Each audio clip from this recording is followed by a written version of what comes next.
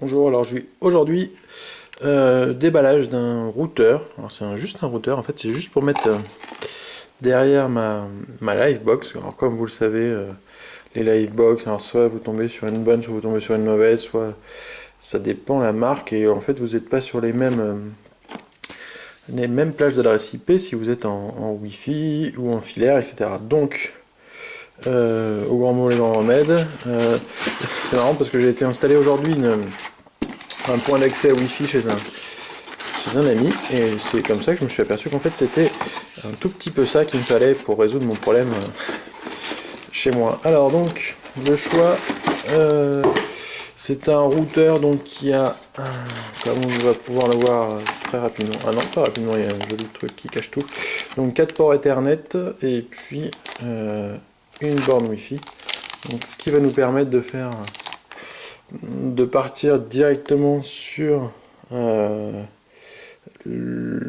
la partie Ethernet de la Livebox et puis transformer le tout derrière en routeur avec du Wi-Fi sans avoir besoin d'appuyer derrière le truc de la Livebox, etc. Ce qui est à mon goût un peu trop complexe pour une simple petite maison. Voilà donc le routeur. Je vais essayer de l'ouvrir.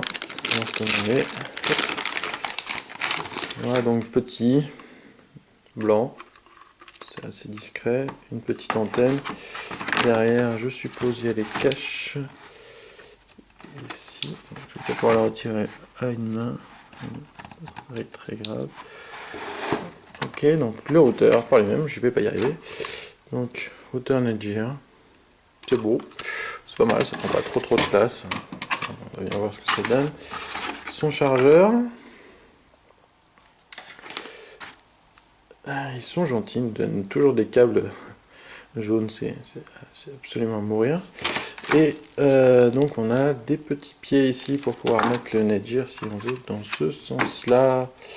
Voilà, je vois pas trop l'intérêt, mais bon. Voilà. Bon écoutez, je branche tout ça et puis on va voir ce que ça donne.